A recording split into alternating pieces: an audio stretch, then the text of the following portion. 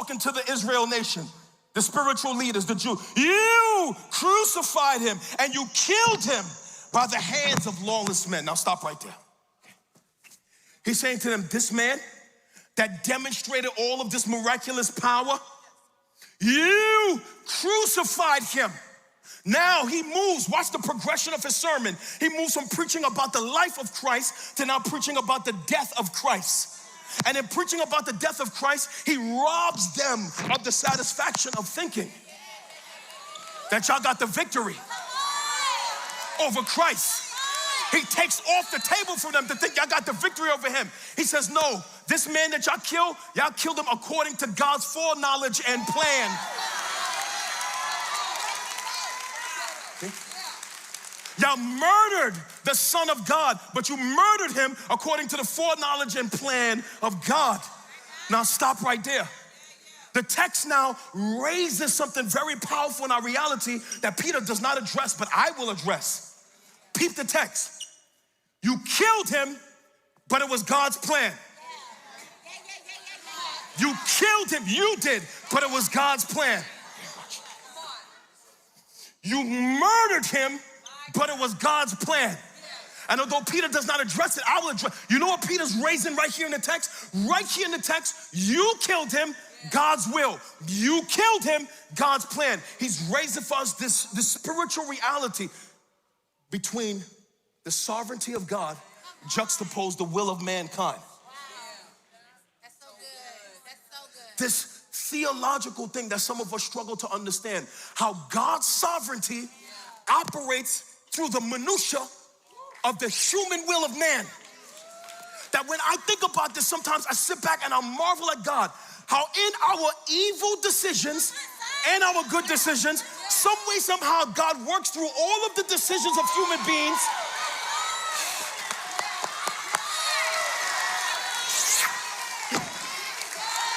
all of our evil decisions we be doing, and some way, somehow, God works through all of our evil decisions to still bring about his perfect will in the earth.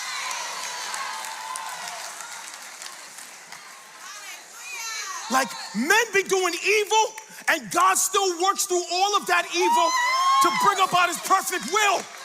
Listen, it is a reminder to us that no decisions human beings make will hinder the plans of God from being unfolded.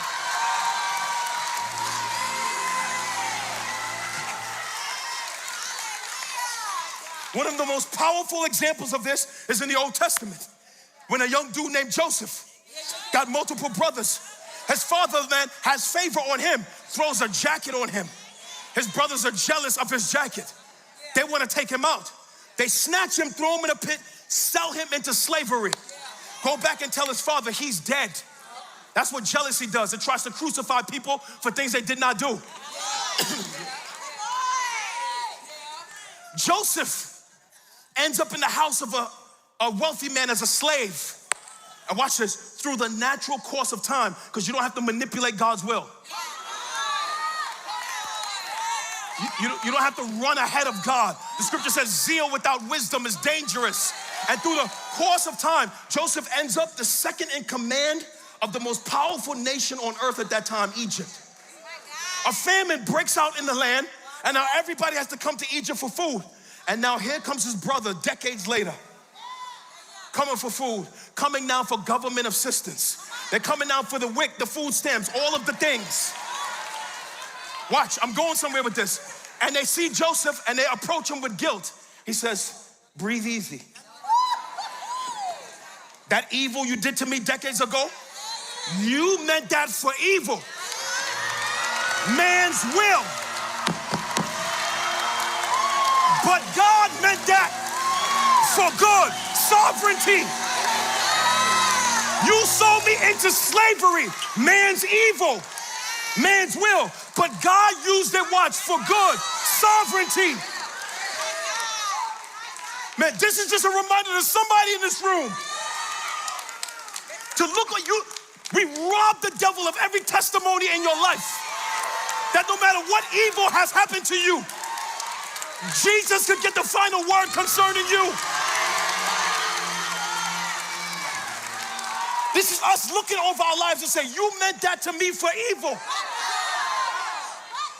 Man's will. But God is working it right now in my life for good. Raped, molested, abandoned by a parent, betrayed, left, deceived, taken advantage of. But it made me wiser. It made me stronger. It made me more discerning. It shaped my character. It built my faith. It taught me what friends not to have, what boyfriends not to have, what business partners not to have, what people not to have. It made me look out for the next person that comes that looks just like the last person I just left. Come on, man. Come on. They meant it for evil. God turned that thing around for good. Can I go deeper? Even your own evil against yourself.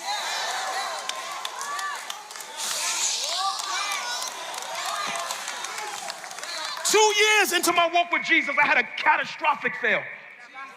I hurt God and hurt people. And I thought to myself, man, God would never use a person like me again. I would never preach again. I would never preach again. He would never use me again. I would never stand behind a podium again. And here I am. Why? Because I remained inside his will even when I made a mistake. And this is for somebody that watch, not even your own mistakes.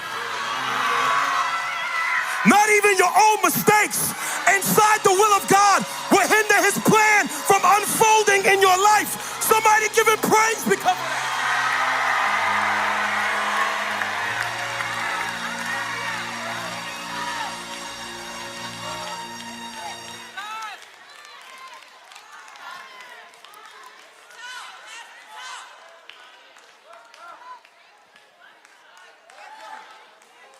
That's one of the reasons I'm sold out right now, because my whole life is a second chance.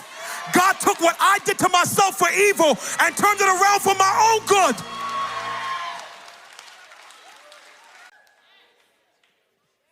This is the power of sovereignty juxtapose human will. The illegal trials, human will did not stop the will of God. The arrest, human will did not stop the will of God.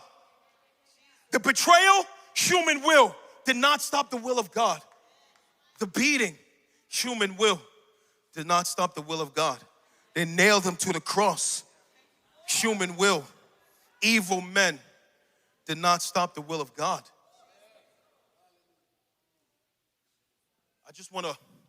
I want to thug somebody out right now. Just thug you out just a little bit. Just stay inside God's will.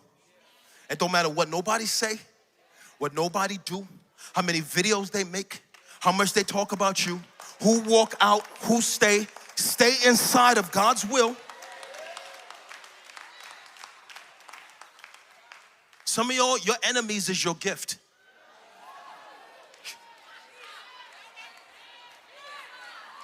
They think they're doing something to you.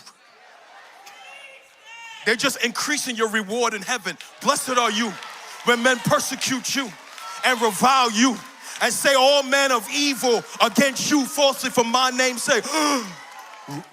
Rejoice and be exceedingly glad, for great is your reward in heaven.